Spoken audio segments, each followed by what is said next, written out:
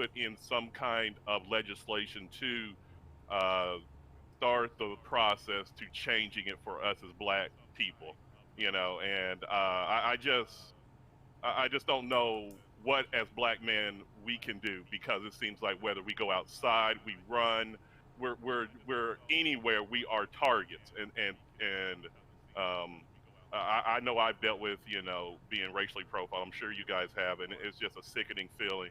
And this police brutality has to stop, and it starts at the top. You know, that is where it starts. We as black men can only do so much because we know we are on the bottom of the totem pole. Let's call it for what it is, and we just have to really watch out for each other, be there for each other, because we know that when it comes to the police, they are definitely not on our side, you know. And we have a lot that we still have to do in this country. This has been going on for 400 plus years, as we all know, and we have to not just let this be a 1 or 2 weeks thing.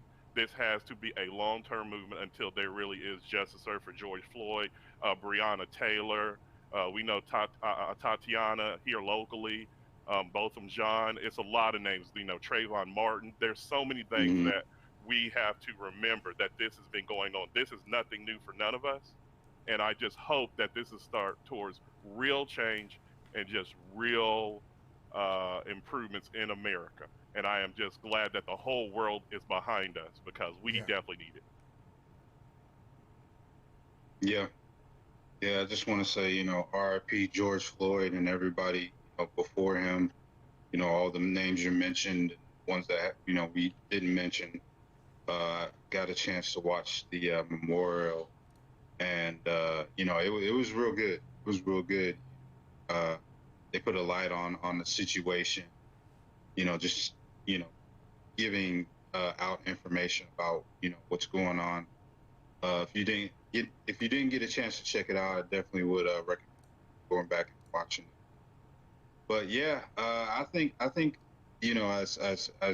black culture here, and not just in America, but in the world, we really need to be smarter about getting our voices heard, you know, making sure that these injustices stop, because we're pretty much the number one culture that's being treated the worst, from years on in. It's not, it's just, it never stopped.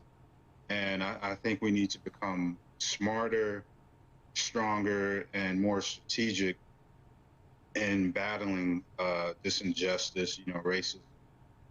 And, it's just, it just have, we have to figure out a way to, not only overcome this, but really see it's going to take the rest of the world to really get the picture of treating someone that doesn't look like you, that it's wrong. And see, a lot of people get it twisted that it's like, oh, this race or that race. Last time I checked, the only race that was on this planet that was human is human, besides animals and other organisms. I mean, unless we're different types of aliens or species, and I mean like ET aliens. The last time I checked, there was only one human race. Right. So a lot of people get that twisted, and it just really doesn't make sense. Hmm. But yeah, we definitely need to do better as a culture, and as a human race, because we only got one planet, and people are trying to go and colonize on the moon and Mars. I'm sorry, I just don't think, as far as our technology goes, it's not going to happen. It might be in the next 1,000 years, 2,000 years. Okay, great, but you only got one planet, and it's like you're not even treating this planet right. So do you even think you deserve to go colonize on another planet and then just start the whole process over again? Like, I think the more oppressed humans deserve to find a second planet like Earth and get a real start. If you want to be real about it, I think that if you're trying to, it's time to find another planet. Do you think you really deserve to go find another planet the way you treat people? Like, no. And so I just think that the powers that be, the ones that created Earth and the universe. They're not going to let that happen because it would have happened a while ago. And they can, the smartest people can get together, years and years and years over and over and try to figure out stuff. I don't think it's going to happen because why do you think as a human race that you're going to be allowed to go to another planet, Mm-hmm. populate it, and start the whole negative process over again? It's just like in movies and comics and media like that when it's like different made up characters like and they're talking about Earth, it's like, oh man, you don't want to go there, that's the worst place in the universe. And they always dog Earth out. They always it's like, oh man, what's this place, Earth? Oh man, why did we come here? We are literally the worst planet. We really are, because of the way we treat people. We treat our own people bad, and it's just it's just ridiculous. So things have got to change, and it's going to take more than just voting and regulations. Like, it's literally people that are pushing racism and just teaching their children to be racist. They're the ones that really need to change, and it's deeper than just a mindset. And I talked to Brian about it, and Evan about it. It's a lot deeper than that. I don't want to go into that deep on the show with that, but I believe it goes deeper than just trying to change someone's mind, because that's once someone's mind is made up from childhood to adulthood, it's pretty hard to change that. Yeah. So it's like trying to get a crack at it, or a drunk to stop drinking or doing drugs. Like, that's pretty hard when they've been doing it for their whole life. So that's just my take on it right now. Yeah. I don't know, man. I feel like like I like what you said about the whole thing of there's being one race. It's the human race. On like I think that's like that's 100% true. Number one. Number two is that, yeah, because people like there's a reason people use certain kind of language. There's a certain kind, the language that people use means a lot. So if you say, oh well, this person's a different race than you are, you get that into that becomes, it's in your psyche now that, okay, this person is completely different. They're a separate. We're not even the same. We're completely different. Like, there's nothing. Our skin is different. There's no commonalities. We're completely separate peoples. When it's kind of like it's that kind of language that's used to continuously perpetuate that us versus them mentality. And I mean, I don't know. I think deep down inside, some people they like that stuff. They like that whole. They like that conflict. I mean, some people like the conflict. Some people kind of like that whole, oh well, I'm better than you kind of thing. Like, people like be feeling superior. That's I mean that's not exclusive to any one ethnicity. You know what I mean? There's some people who just like feeling superior to other people, and it's like just continuously feeding somebody's ego. It's like it makes them feel so much better. It's like, oh yeah, I feel so good. Oh man, like I know I'm better than them because I've been told my entire life that this person is like that. And then of course I think we were talking about right before the show. The whole issue of saying you got to pull yourself up by your bootstraps. But I mean, how can you possibly do that in a situation where the system is, it's like baked? They have baked in tenets that are like, yeah, you can't do this because you look this way. You can't do that because you come from a certain. And it got to the point where they couldn't even just say, hey, you can't do this because you're black, because then it's like you can't be overtly racist. Now you got to be subtly racist. Your racism has to be subtle now. It can't necessarily be outspoken racism. You have to say, oh well, you can't do this if you have this on your record, or you come from this, you come from this kind of neighborhood, and they'll definitely demonize you if you do that. Like, if you come from a certain type of neighborhood, like, oh, don't associate with them. They come from that neighborhood, and then people, well, why don't I associate with them? What's wrong with that neighborhood? Oh well, this happens over there, and this happens over there. There's crime, it's the whole thing with like the redlining and stuff like that. And then of course, what we're talking about is like looking at like the communities and stuff, the black community and stuff. There've been several attempts to try to build up our people. Greenwood, Rosewood, of course, like Black Wall Street. I mean, what happened? I mean, those places were destroyed. It's not like, oh man, they collapsed in on themselves like it was a failed experiment. No, they were destroyed. Those were places were Mm-hmm. destroyed. Not like it's not, and not even not like by outside forces. Outside forces came in and destroyed those communities. It's like, you know, Mm-hmm. and it's not like, and I think some of it has to do with jealousy. You know, like it's like, you know, I mean jealousy. Just like, I mean, it's like the Grinch, right? Like the Grinch is sitting up in his cave by himself, and he looks down and he sees the Who's in Whoville, and they're so grateful, so happy, they're so loving, they're like, you know, towards each other. They're thankful for everything they get. You know, they're having such a great time with them because they know they're around people that love them and care about them. And the Grinch can't stand it. What's with all this noise? All the noise, all their celebration and stuff like that. Why should they celebrate? Why should they have a good life? You know. So I mean, I think that's part of it. It's like, why should you get to have anything nice? You know.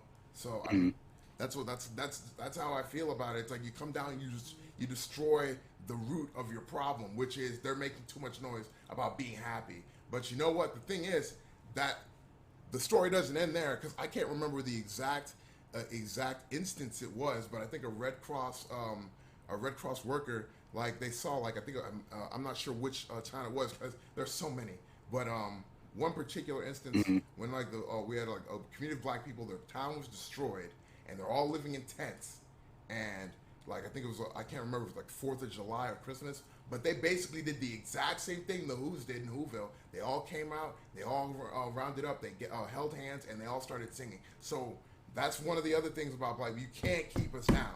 You cannot keep us down, no matter what. It's like we will continue to thrive no matter what. Like you can destroy our communities. You can oppress us. You can call the dogs. You can call out, like, call the cops. Bring rubber bullets, fire hoses, whatever. You crack skulls. Whatever. We'll still keep coming back. So I mean, and this is, of course, right now the protests and like what's going on, the uprising right now is just another example of the tenacity of not only African Americans in this country, but everyone, like all the people who've seen the injustice, who've been witness to the injustice, who've seen it and witnessed it first person, who've had it happen to them. They're tired of the garbage, and they're willing to get up and do something about it. You know, so I gotta tell you, I'm glad, I'm happy, I'm proud of everybody who's out there on the front lines making things happen. Right. So Absolutely. Right. Absolutely. No, all good points. And going back to the whole system, I was thinking about this like last night today. It's kind of like people understand how the system works legally. Yeah, yeah.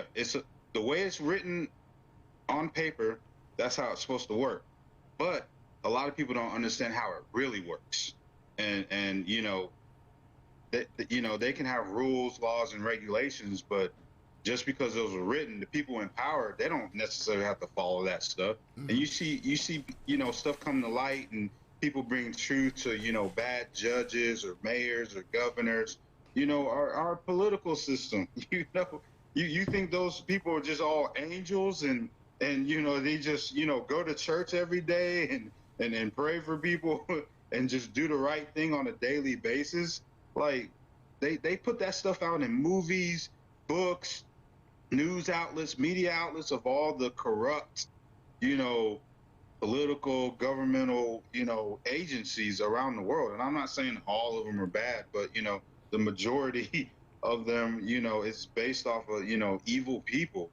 And a lot of people just they don't realize how these systems actually really work behind the scenes. That's why you see, you know, black people, a black person and a white person commit the exact same crime, same state, same city, but it's different outcomes. Yep. You gotta sit back and look at that and just be like, something's not right about that. Something is not right about that. Or a different minority, versus the majority, and the outcomes are typically different. And people just have to really, instead of just looking at the surface and just putting, like I like to use this analogy, you're the ostrich in the desert, and you just put your head in the sand, just hoping for the best, or if it doesn't affect me, then it's not real. Like it's not all, cookies and ice cream. That stuff isn't right. I hate to say fair, but because I hate using that term, but like fair across the board, it's not fair across the board. So a lot of people have to really really educate themselves past the surface. Yeah. So because there's a lot of surface people is like, oh well, it should just work. It should, there shouldn't be any differences. I don't know. Like, no, that's not how that works. This is the real world. Yep.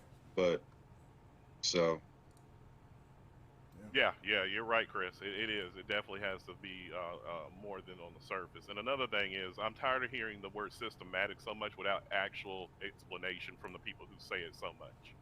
In mm-hmm, conversation. When are we going to get past the mm-hmm, word conversations and actually get on the ground and actually make something that's going to be actual things of substance as far as laws, Yeah. rules, the people in mm-hmm, charge being changed, the races being thrown out of office, local and national government. Yeah. That is mm-hmm, the things that are going, because I hear all these companies put these PR statements out and talk about we're going to have the conversation. We're having conversations. We're trying to see until the people who are in charge are allowing the people who are oppressed to be the voice leading the conversation and leading the movement, it will never change. mm-hmm, That is what I right. feel. Until we as black people are allowed to sit at the head of the table, because how can you tell us what we need when you're not in our position? Yeah. You know, Mm-hmm, and like Evan said, pull you up by your own bootstraps. How are you gonna tell me to pull your own bootstraps when you're not even in the boots that we're in? mm-hmm, You just think because we're human that, oh well, just do what our family does or do what they do or Yeah. whatever. Mm-hmm. I've just heard a lot of people speak up this week who really have no clue what they're talking about and really need to sit and listen. You know, they need to sit and listen for the first time in their life instead of sitting there always asking, how can we help? I've heard that my whole life. How can we help? And they just say it and then get back to their lives once, things die down. And in order to help, there must be sacrifice. Yeah. mm-hmm, And I'm not sure if certain people are willing to sacrifice. I am glad to see all the protests and all of that, but the laws have to change. The Yeah. people in charge have to change in order for us as black people to finally get the respect that we deserve. Because mm-hmm, right now, it's great what's going on, but I know voting doesn't do everything, but November 3rd, keep the same energy. Yep. I want to make sure on November 3rd you keep the same energy. And that mm-hmm, has to be a priority because it's different things that you need. You need voting. You need people's mindsets. You need people to be raised right. It's multi different levels, like you said, Chris, that have to change. And we have to stay in this. This cannot be just a feeling. It has to be now ingrained in you from this point forward until you're gone. That you're going to be part of the solution instead of part of the problem. Because you can't be both. Yeah. You're either part of the solution or you're part of the problem. There's no such thing as neutral when it comes to this. Yeah. Because we all interact with each other as people. We all interact with somebody. We all make money off of certain cultures and what they do. And yes, that is the truth. I don't want to hear about, I don't see color. That is the truth. We all are in this on a certain level. And this is not political. This is human based. Yeah. This has nothing to do with politics. This is just being human.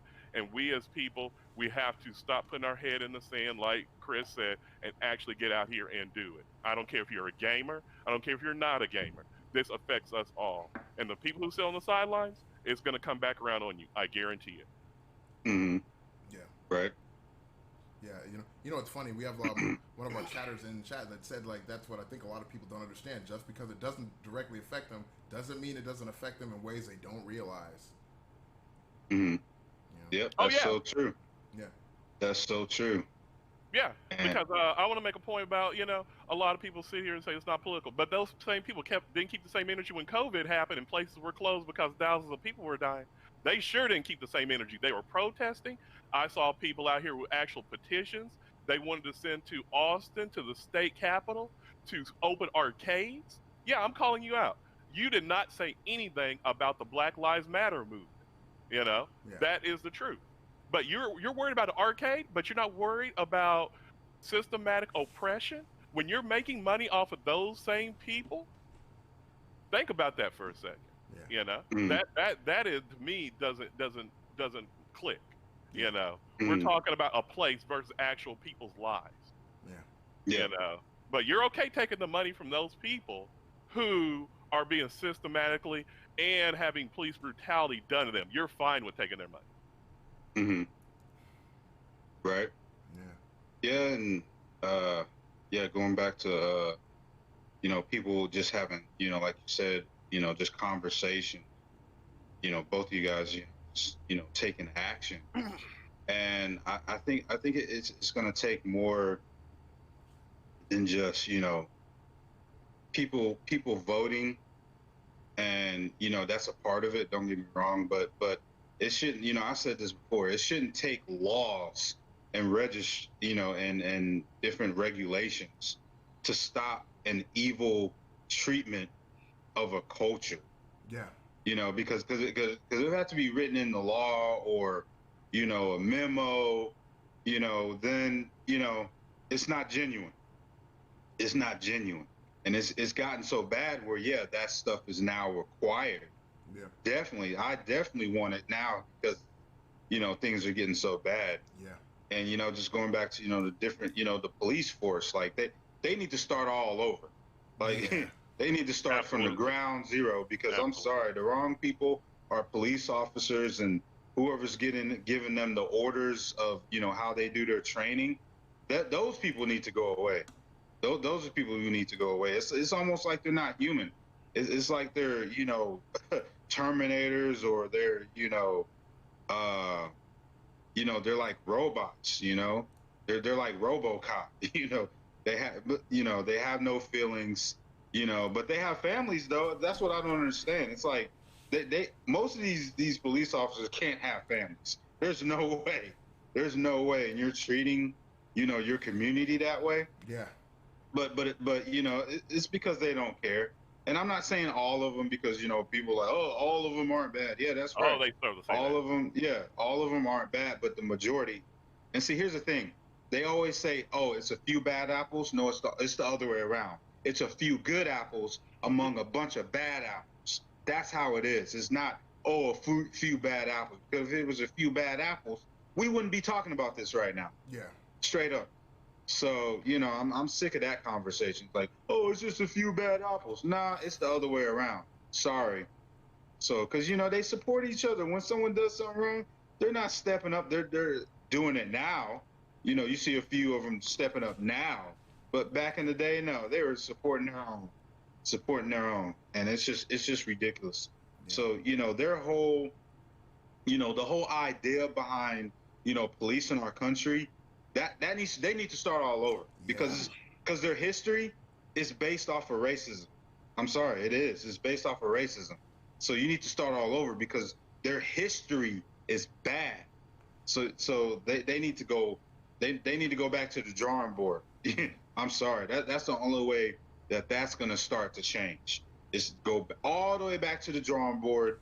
You're gonna have to get rid of police chiefs, or huge law enforcement. You start all over, new hiring process, everything, because it's not going to change if you keep the same people in the system, but you just change regulations. You got to get rid of those people and then start all over. So Yeah. that's my point. Yeah, I agree with that. I also think like there's some policies that they definitely need to be changed in regards to like especially like police, like for shootings, for example, if there's a shooting and you're a normal human, like you're just a normal civilian, and there's a shooting and you're the shooter, you're involved in the shooting, and they come to your house, like they come to you, they what's called they take you in, they question you, they they might book you, they do whatever they got to, they process you, they do all that. But if you're a police Mm-hmm. officer and like for instance, you remember when that one lady walked into that guy's house and like she shot him, you know, Yeah. it's Mm-hmm. like, okay, so the police come and they basically look at everything and they say, all right, well, go home. Basically, they let you go home for 3 days, so you have time to get your story straight. Oh yeah. And Oh yeah. it's like, wait a minute, why are you, why are you treated so differently from like from like normal people? Like why do they get that kind of special treatment? I mean, especially in situations like what happens with like, I mean, all the time. They had that one lady, she is sitting in her house playing video games with her nephew, and they just walk in and they just they just shoot her For what reason? There was no reason for you to have your guns out in the first place. But it makes no sense. And it's like they were like, well, just go home, get your story straight, man, and we'll see you in 3 days. I mean, all these like a policy that's put in my opinion, put in specifically to protect police from their own actions. From it's like, oh well, I can do this, and then I have time to go ahead and get my story straight. It's whatever, man. I'm definitely sure they're not all as cavalier about it like that. But the fact is that they get a lot more leeway on stuff like that than a normal civilian does. I mean, taking a civilian who's probably already on an adrenaline high, they have no idea sometimes what has happened, and you take them and put them in a police station, and you start telling them this is going to happen to you, and this is going to happen to you, and you're going to go to prison for X amount of years if you don't tell us right now that you did it.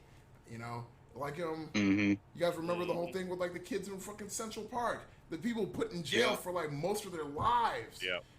Basically because like the cops basically told them, oh, this kid, number one, they took them like they're kids and they're questioning them by themselves. They take them and they tell them this kid said that you did it, and this kid said this. They're telling each other that the other guy said that they did it, and it's like, and if you confess, we'll confess that this happened, then we'll let you go. We won't do anything. And then of course, like they all confess because they're kids, and then their parents come in, and what happens? Their parents, they're afraid of the cops. So they're just like, hey, man, just tell them whatever they want to hear, And it's like, tell them whatever they want to hear. And they did. And they went to freaking prison for most of their lives. You can't give them that time back, No.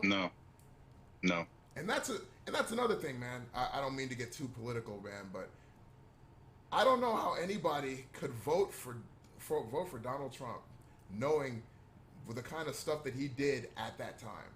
And if you don't know what I'm talking about, he put an ad in the paper basically calling for oh man, they're doing this stuff to our people in Central Park and all over the place. We need to crack down on this kind of crime and stuff or whatever. It's like these kids and stuff, blah blah blah, and it's just like, yo, they didn't even do it. And even afterwards, he refused to even apologize about spreading that stuff. And it's like, come on, man. Like, you can't even just say, oh, I'm sorry, I was in the wrong. He refused to admit he was wrong for people that were wrongly accused. They were wrongly accused. Well, they probably did something. They're probably guilty of doing something. I mean, even if that was the case, that doesn't matter. It's not applicable to this situation. So what are you talking about? You're okay with just like they're saying, well, he didn't kill that person, but he might have stolen some candy from a store a long time ago. Lock him up. Like, and it's two sides to the whole justice system when it comes to innocent until proven guilty. Well, there's another side of that, guilty until proven innocent. Yep. And Absolutely. a lot of minorities get the guilty until proven innocent treatment, whereas everybody else is like, oh, innocent until proven guilty. Oh, that's how it should work, but they don't see the other side of that. Oh yeah. No, there's two ways to it. There's two ways to that. So, but yeah, you're right.